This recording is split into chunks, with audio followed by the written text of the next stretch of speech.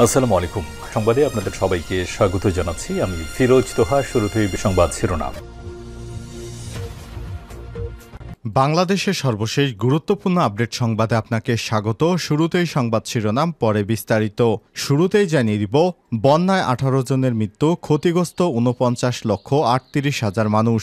দেশের চলমান বন্যায় 11 জেলায় এখন পর্যন্ত 18 জনের মৃত্যু হয়েছে। এছাড়াও 49 লাখের বেশি মানুষ ক্ষতিগ্রস্ত হয়েছে বলে জানিয়েছে দুর্যোগ ব্যবস্থাপনা এবং ত্রাণ মন্ত্রণালয়।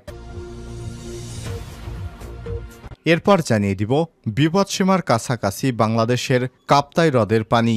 গত কয়েকদিনে ভারী বর্ষণ এবং উজান থেকে নেমে আসা পাহাড়ি ঢলে রাঙামাটির কাপ্তাই হ্রদে পানি বেড়ে সর্বোচ্চ ধারণ ক্ষমতা বা বিপদসীমার কাছাকাছি এসে পৌঁছেছে।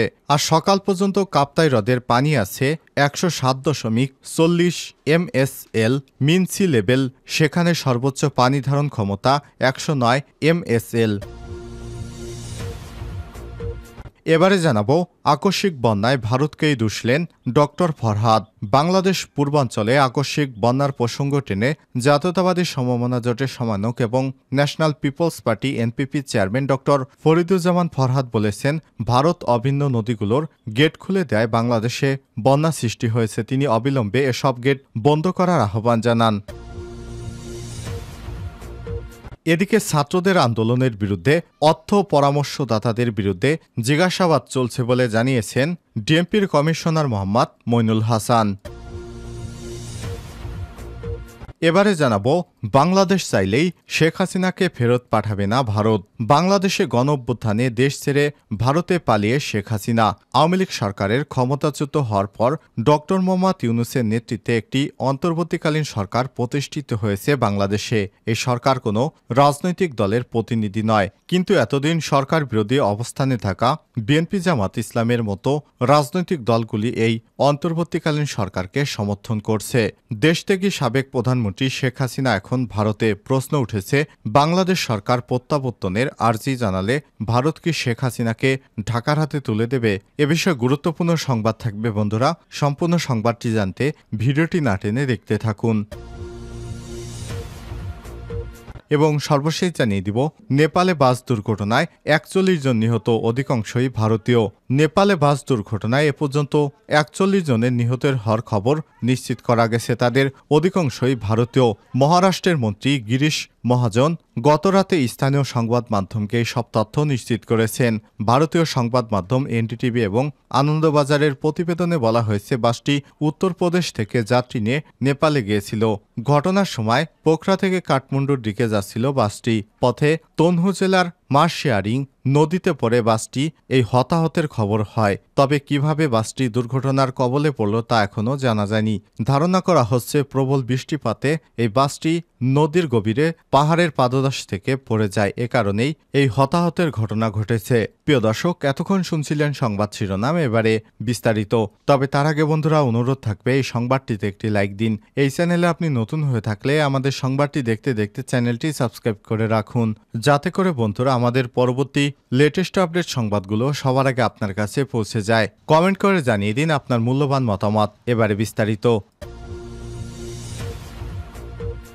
বন্যায় এ পর্যন্ত 18 জনের মৃত্যু হয়েছে, ক্ষতিগ্রস্ত 49,38,000 মানুষ। দেশে চলমান বন্যায় এ পর্যন্ত 11 জেলায় 18 জনের মৃত্যুর খবর পাওয়া গেছে। এছাড়াও 49 লাখের বেশি মানুষ ক্ষতিগ্রস্ত হয়েছে বলে জানিয়েছে দুর্যোগ ব্যবস্থাপনা এবং ত্রাণ মন্ত্রণালয়। শনিবার সচিবালয়ে চলমান বন্যা পরিস্থিতি নিয়ে সংবাদ সম্মেলনে দুর্যোগ ব্যবস্থাপনা এবং ত্রাণ মন্ত্রণালয়ের সচিব মোহাম্মদ কামরুল হাসান এসব তথ্য জানিয়েছেন। বন্যা পরিস্থিতির ক্রম উন্নতি হচ্ছে বলেও জানিয়েছেন তিনি। ত্রাণ সচিব বলেন, এখন পর্যন্ত বন্যা আক্রান্ত জেলার সংখ্যা 11টি আছে। 11 জেলায় মোট ক্ষতিগ্রস্ত লোক সংখ্যা 49,38,159 জন। ক্ষতিগ্রস্ত পরিবার 9,44,548টি। এ সময় তিনি আরও জানান, মৃত্যু হয়েছে 18 জনের মধ্যে কুমিল্লায় 4 জন, ফেনীতে 1 জন, চট্টগ্রামে 5 জন, নোয়াখালীতে 3 জন, ব্রাহ্মণবাড়িয়ায় 1 জন, লক্ষ্মীপুরে 1 জন এবং কক্সবাজারে 3 জন মারা গিয়েছে।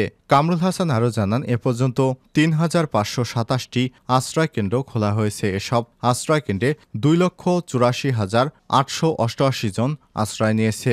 ত্রাণ কার্যক্রমের বিষয়ে সচিব আরও জানিয়েছেন, বন্যাদুর্গত 11 জেলায় মোট 3,52 লক্ষ টাকা বরাদ্দ দেওয়া হয়েছে। ত্রাণের চাল বরাদ্দ দেওয়া হয়েছে 20,150 টন। এছাড়াও শুকনো এবং অন্যান্য খাবারের প্যাকেট বরাদ্দ দেওয়া হয়েছে 15,000 পিস। শিশু খাদ্য কেনার জন্য 35 লক্ষ এবং গোখাদ্য কেনার জন্য 35 লক্ষ টাকা বরাদ্দ দেওয়া হয়েছে।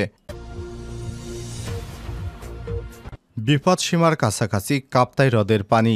গত কয়েকদিনের ভারী বর্ষণ এবং উজান থেকে নেমে আসা পাহাড়ি ঢলে রাঙামাটির কাপ্তাই হ্রদে পানি বেড়ে সর্বোচ্চ ধারণ ক্ষমতা বা বিপদসীমার কাছাকাছি এসে পৌঁছেছে। শনিবার 28 আগস্ট সকাল 9টা পর্যন্ত কাপ্তাই হ্রদে পানি আছে 107.40 MSL মিন সি লেভেল, যেখানে সর্বোচ্চ ধারণ ক্ষমতা 109 MSL।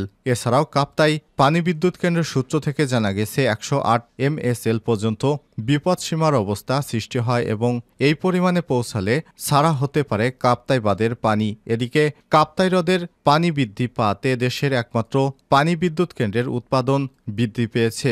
বর্তমানে কেন্দ্রের দৈনিক 5 ইউনিটে সর্বোচ্চ 219 মেগাওয়াট পর্যন্ত বিদ্যুৎ উৎপাদিত হচ্ছে।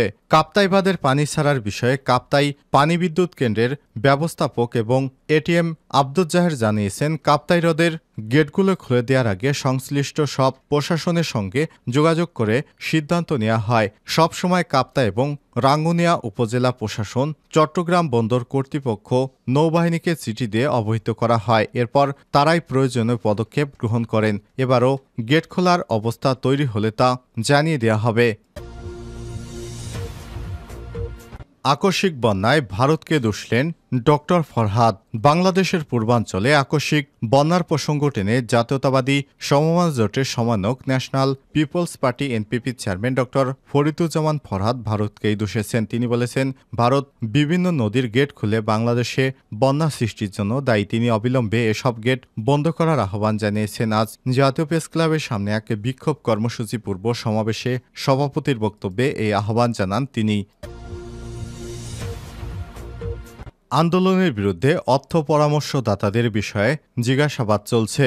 ঢাকা মহানগর ডিএমপির পুলিশ কমিশনার মোহাম্মদ মইনুল হাসান বলেছেন, বৈষম্যবিরোধী ছাত্র আন্দোলনে অরাজকতা এবং হত্যার সঙ্গে সংশ্লিষ্টতার অভিযোগে ইতিমধ্যে কিছু ভিআইপিকে গ্রেপ্তার করে রিমান্ডে আনা হয়েছে। ছাত্র আন্দোলনের বিরুদ্ধে যারা অর্থ পরামর্শ, বক্তৃতা কিংবা বিবৃতি দিয়ে উৎসাহিত করেছেন, এসব বিষয়ে তাদের জিজ্ঞাসাবাদ করা হচ্ছে। আজ দুপুরে ডিএমপির মিডিয়া সেন্টারে আয়োজিত কমিশনার্স মিট দ্য প্রেসে সাংবাদিকদের এক প্রশ্নের জবাবে এসব কথা বলেন তিনি। বাংলাদেশ চাইলেই শেখ হাসিনাকে ফেরত পাঠাবে না ভারত। বাংলাদেশে গণঅভ্যুত্থানের ফলে শেখ হাসিনা ভারতে পালিয়ে গেছে। দেশ থেকে সাবেক প্রধানমন্ত্রী শেখ হাসিনা এখন ভারতে। প্রশ্ন উঠেছে, বাংলাদেশ সরকার চাইলেই কি শেখ হাসিনাকে বাংলাদেশের হাতে তুলে দেবে ভারত? বাংলাদেশের সরকারের পক্ষ থেকে এখনও সাবেক প্রধানমন্ত্রীকে প্রত্যাবর্তনের কথা দিল্লিকে বলা হয়নি, কিন্তু আগের সরকারের সব কর্তা ব্যক্তির কূটনৈতিক পাসপোর্ট অর্থাৎ লাল পাসপোর্ট বাতিল করা হয়েছে। শেখ হাসিনারও সেটি ছিল তার রক্ষাকবচ, সেটি তিনি হারিয়েছেন। সঙ্গে তার বিরুদ্ধে প্রতিদিনে একের পর এক হত্যা মামলা দায়ের করা হচ্ছে, যার অধিকাংশ হত্যা এবং গণহত্যার মতো গুরুতর অভিযোগ রয়েছে।